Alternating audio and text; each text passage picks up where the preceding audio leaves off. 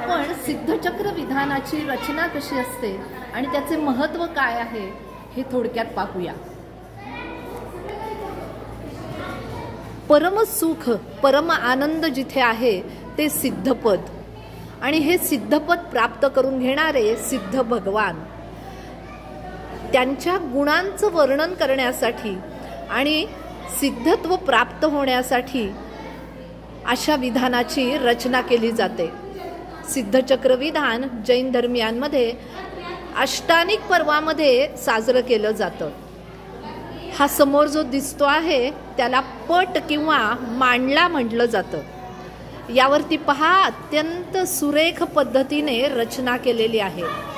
मध्यभागी दिसते आहे ते सिद्धचक्र यंत्र आहे आणि त्याच्या भोवताली जे दिसत आहेत ते वलय आहेत। यामध्ये 8, 16, 32, 64 अशा पटीने अर्घ्य चढवले जातात।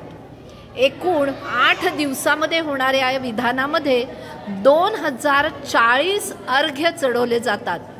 आणि इथे दिसतंय आपल्याला की अक्रोड चढवलेला आहे प्रत्येक ठिकाणी। अशा पद्धतीने अक्रोड, बदाम किंवा नारळाने हे सिद्धचक्र विधान केले जाते। या पटाच्या 8 बाजूंना आपण पाहतो आहोत अशा पद्धतीने दिशा, आणि त्या सुद्धा अ पासून न्य पर्यंत बीजाक्षर लिहून, हे पहा या पद्धतीने 8 दिशांना हे ठेवले जातात आणि त्यांच्यावरती अर्घ्य चढवला जातो। 8 दिशांना अशा वेगवेगळ्या रंगाच्या पताका लावून आपल्या धर्माचं धर्मप्रभावना किंवा जय जयकार केला जातो।